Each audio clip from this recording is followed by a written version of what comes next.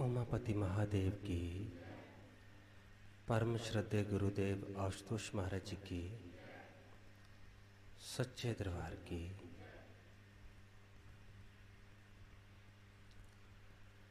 आदि पूरन, मध्य पूरन, अंत पूरन परमेश्वरी,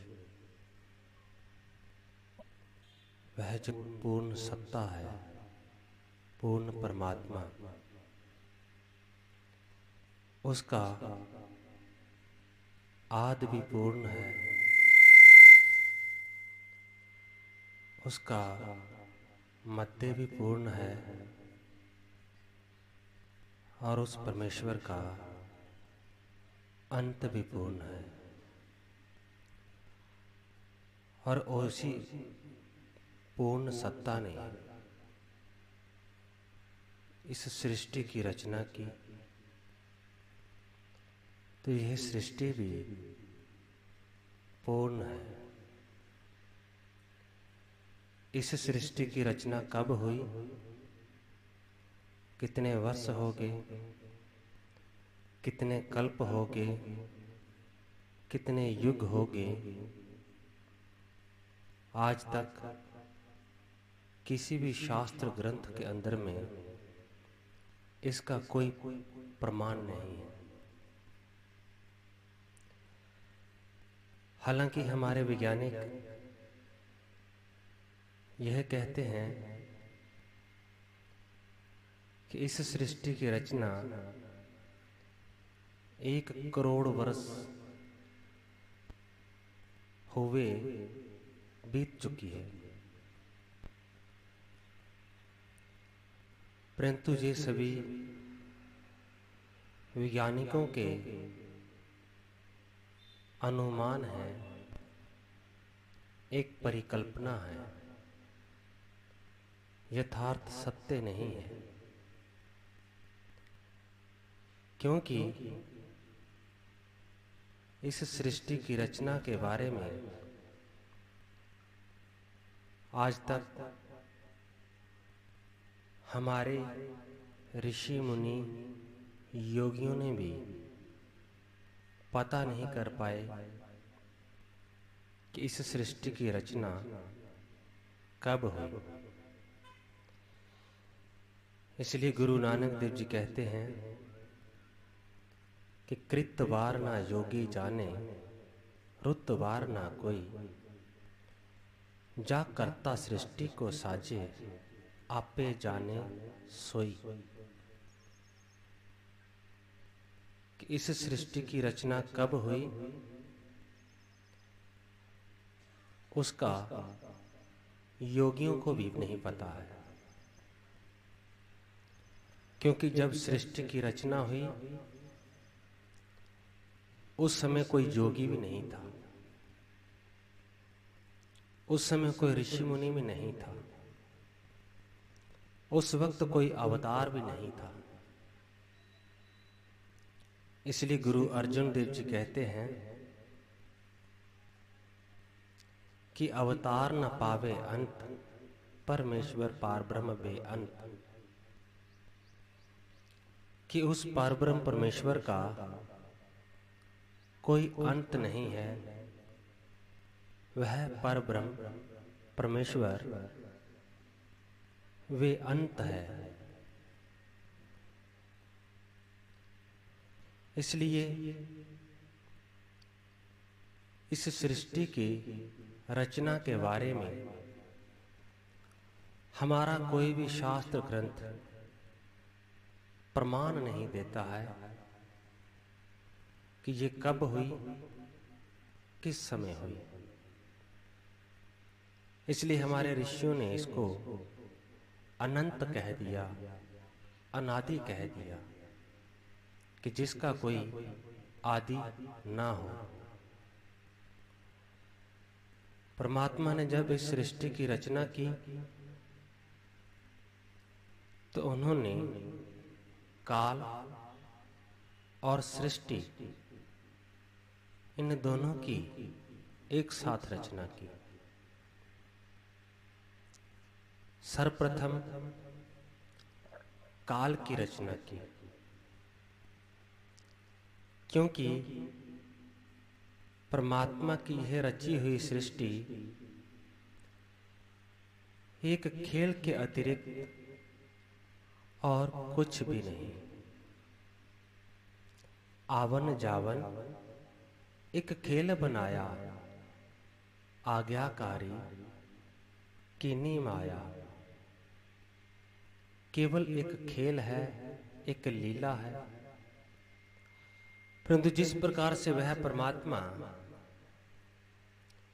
स्वयं अनंत है, उसी प्रकार से उनका ये खेल भी अनंत है।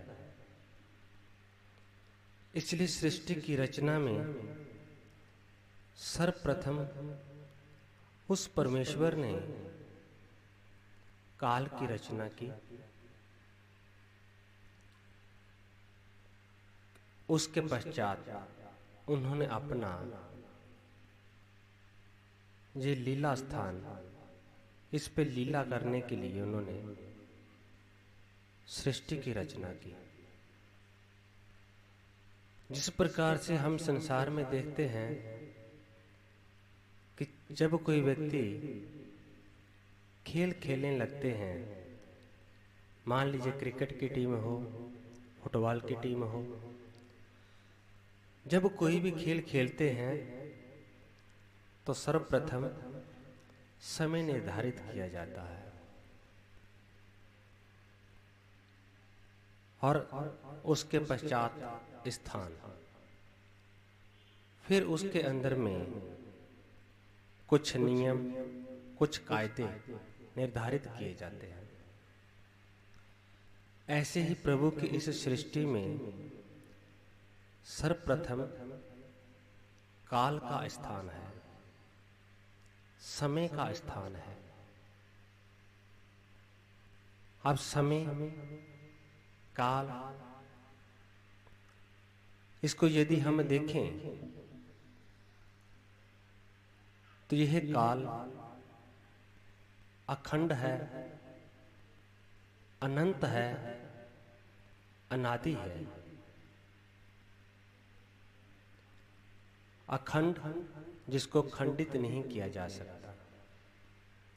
यह काल एक ही है और अनादि काल से अनवरत गति से चलायमान है, परंतु इस अखंड काल को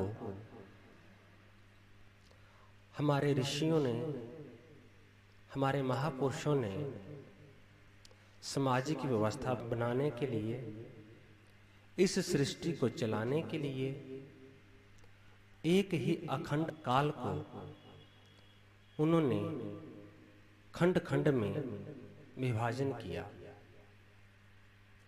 जैसे आप देखें कि परमात्मा की रची हुई एक ही पृथ्वी है, परंतु इसके ऊपर में हमने खंड खंड बनाए हैं, कुछ सीमाएं, कुछ रेखाएं निर्धारित की हैं, जिसके द्वारा हम देश को घोषित करते हैं, राष्ट्र को घोषित करते हैं। ऐसे ही परमात्मा ने एक ही काल को बनाया, परंतु यदि एक ही अखंड काल रहता तो यह संसार, यह सृष्टि कभी भी चलायमान ना होती। इसलिए हमारे ऋषि मुनियों ने, हमारे पीर पैगंबरों ने, महापुरुषों ने उस एक ही अखंड काल को खंडों में विभाजन किया। जैसे सेकंड, मिनट, घंटे, दिन, मास, वर्ष, शताब्दी, युग, कल्प, कल्पत्र इत्यादि। क्योंकि इनके बिना समाज चल ही नहीं सकता।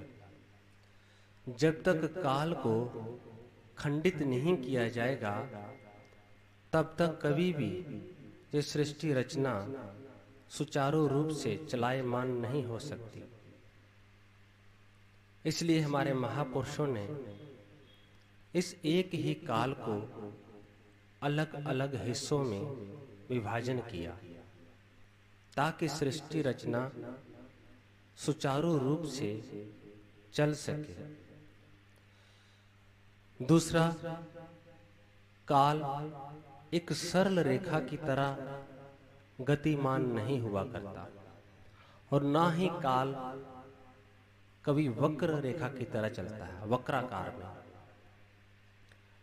काल ना तो सरल रेखा की तरह चलता है, ना ही वक्राकार में। काल चक्र आकार में चलायमान है।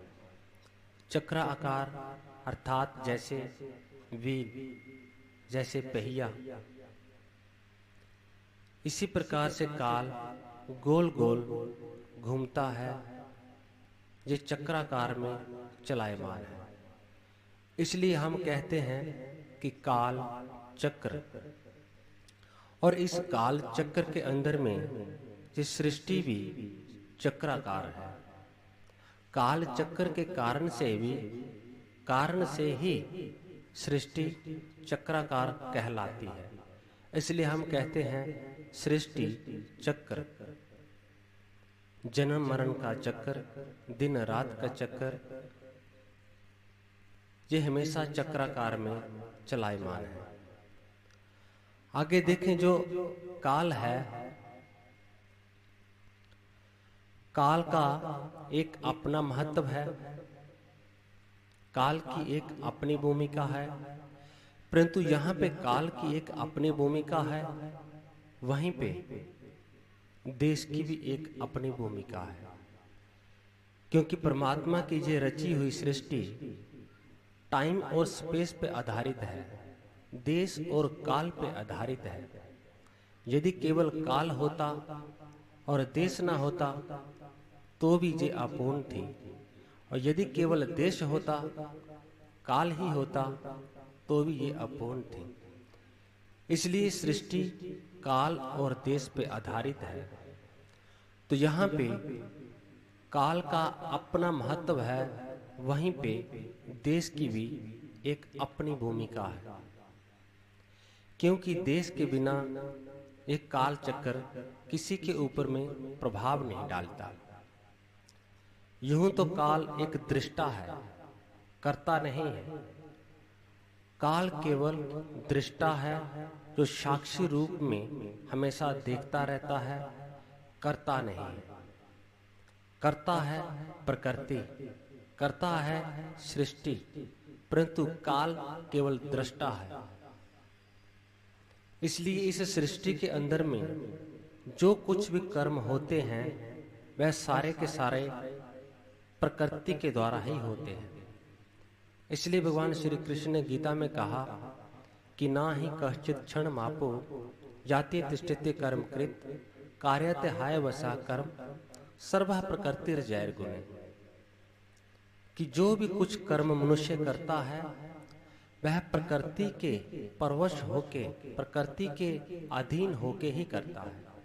अर्थात कर्ता प्रकृति है, काल नहीं, समय कर्ता नहीं है। इसलिए इस काल का अपना महत्व है, देश का अपना महत्व है। परंतु देश के अंतर्गत आते हैं, जैसे ये पृथ्वी देश है, चंद्रमा देश है, ग्रह नक्षत्र इत्यादि जो कुछ भी है, जो स्थान है, देश का अर्थ जो स्थान है, जो जगह है, ये सब कुछ देश के अंतर्गत आता है। तो ये इन देश का एक अपनी आभा हुआ करती है, एक अपनी ऊर्जा हुआ करती है, एक अपनी तरंगें हुआ करती है। और ये तरंगें मनुष्य के चित्त के ऊपर में हमेशा अपना प्रभाव डालती रहती हैं। इसलिए देश और काल इन दोनों का समन्वय होकर ही सृष्टि की रचना हुई। हम देखें कि जब किसी शिशु का जन्म होता है तो उस समय जब उसकी हम जन्म पत्री बनाते हैं, जब जन्म कुंडली बनाते हैं, किसी ज्योतिष आचार्य के द्वारा या किसी पंडित के द्वारा, उस समय पंडित क्या पूछते हैं कि बच्चे का जन्म स्थान कौन सा है, इसका जन्म कौन से स्थान में हुआ है और जन्म का समय क्या था। क्योंकि स्थान और समय इन दोनों को मद्देनजर रखते हुए ही बच्चे की जो है जन्म कुंडली बनाई जाती है। क्योंकि देश और काल इन दोनों का उस शिशु के संपूर्ण जीवन के ऊपर में हमेशा प्रभाव पड़ता रहता है। इसलिए जो देश है उसका एक अपना महत्व है। देश चाहे वो पृथ्वी हो, चाहे वो चंद्रमा हो, शुक्र ग्रह हो, मंगल ग्रह हो, शनि ग्रह हो, गुरु ग्रह हो, ये सारे के सारे देश के अंतर्गत आते हैं और ये सारे के सारे ग्रह चलायमान हैं। इसलिए इस ब्रह्मांड को 12 राशियों में विभाजन किया। जब ब्रह्मा ने इस ब्रह्मांड की रचना की तो इस ब्रह्मांड को 12 राशियों में ब्रह्मा ने इसका विभाजन किया। एक ही ब्रह्मांड को 12 हिस्सों में बांटा और उन राशियों के अंदर में 27 नक्षत्र, 9 ग्रह, ये सारे के सारे चलायमान होते हैं और इन ग्रह नक्षत्रों का प्रभाव मनुष्य के चित्त के ऊपर में पड़ता है। इसलिए कहा गया कि काल का प्रभाव सबसे अधिक मनुष्य के ऊपर में पड़ता है और जीव जंतु के ऊपर नहीं पड़ता है। क्योंकि और जीव जंतु समस्त जो हैं भोग योनि के अंतर्गत हैं, परंतु मनुष्य एक कर्म योनि है। मनुष्य के अंदर में मन है, विचारशील प्राणी है, विचार करता है, परंतु उसके मन के अंदर में यह विचार कहाँ से स्फुरित होते हैं, कहाँ से इनका प्रादुर्भाव होता है, ये स्वयं भी वह नहीं जानता। क्योंकि इन सब के पीछे केवल प्रकृति का हाथ है, केवल प्रकृति ही करता है। जैसे जैसे ग्रह नक्षत्र गतिमान होते हैं, उन ग्रह नक्षत्रों से उत्पन्न होने वाली ऊर्जा, वह तरंगें मनुष्य के मस्तिष्क के ऊपर में अपना असर छोड़ती हैं, अपना प्रभाव डालती हैं। और जैसा उसके मस्तिष्क के ऊपर में प्रभाव पड़ता है इन ग्रहों का, नक्षत्रों का, वैसी उसकी सोच होती है। जैसी सोच होती है वैसा कर्म करता है और जैसा कर्म करता है वैसा ही फल प्राप्त करता है।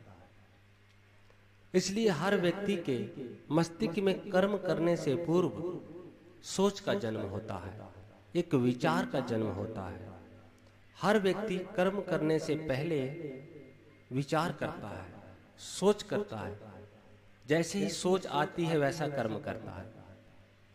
इसलिए हमारे महापुरुष ने कहा कि भाग्य से अधिक और समय से पहले कभी किसी को कुछ भी प्राप्त नहीं होता। अर्थात जब समय आता है तो व्यक्ति का सोया हुआ भाग्य भी जाग जाता है। जब अच्छा समय आता है और जब समय बुरा आता है तो व्यक्ति के जो अच्छे कर्म है, जो व्यक्ति का अच्छा एक सुचारू रूप से जीवन चल रहा होता है, एकाएक उसके जीवन के अंदर में उथल पुथल मच जाती है, दुखों का पदार्पण हो जाता है जब उसका बुरा वक्त आता है। अर्थात वक्त का ही उसके ऊपर प्रभाव पड़ता है